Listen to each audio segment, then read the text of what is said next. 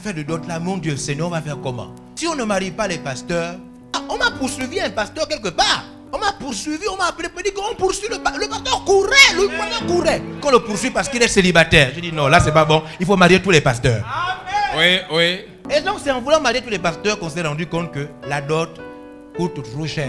Oui. Pourquoi? Parce qu'elle ne repose sur rien.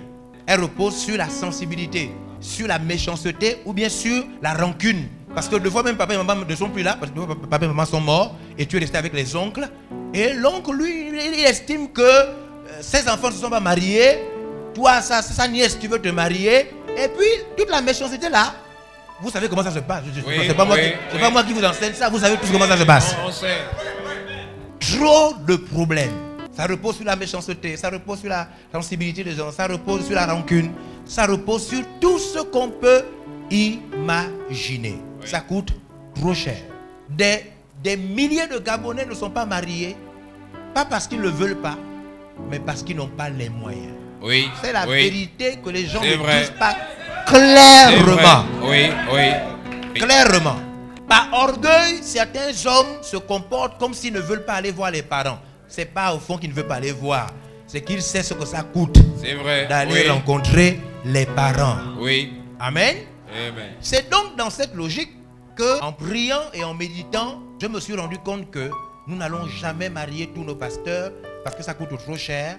Et à la fin, nos pasteurs iront célibataires prêcher l'évangile partout et ça va avoir des problèmes et on va accuser encore l'église. J'ai donc commencé à m'interroger, à méditer sur la question. Et en méditant sur la question, j'ai découvert plusieurs choses. Plusieurs choses, parmi lesquelles j'ai découvert que la dot était interdite sur le territoire gabonais. Oui. Dans le code civil gabonais, dans la loi du Gabon en ce qui concerne le mariage. Oui, oui. Tous les magistrats sont d'accord, tous les magistrats le savent. La loi. Vous avez mis voilà, mettez. Voilà, lisez. C'est ainsi que naissait la loi numéro 20/63 du 31 mai 1963 portant interdiction de la dot au Gabon. Vous pouvez aller vérifier. La dot, répétez, lisez.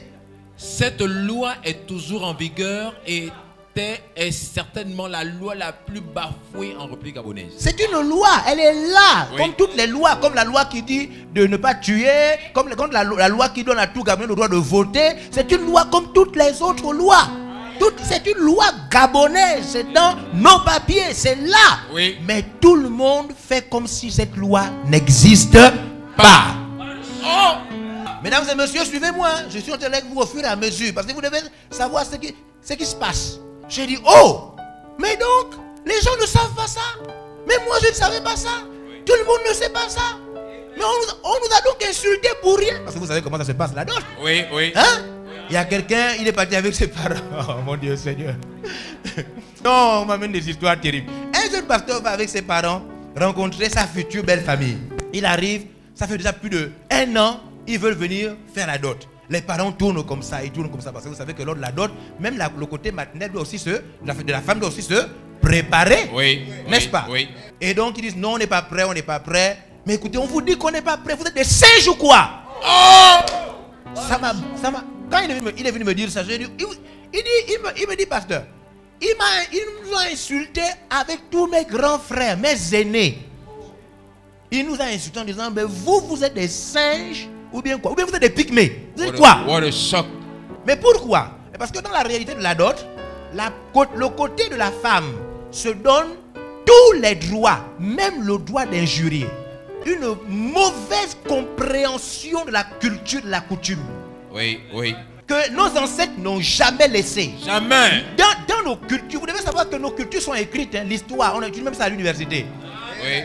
Il n'y a pas dans nos us et coutumes des principes qui disaient que parce qu'on vient marier ta fille, tu peux insulter les parents des gens. Jamais. Ça n'existait pas. Y a pas.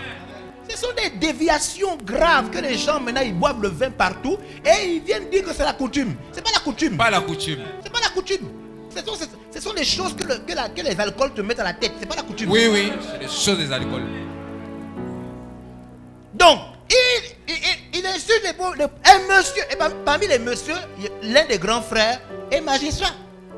Vous ne nourrissez pas ces gens-là. Vous ne les connaissez pas, ils ne vous connaissent pas.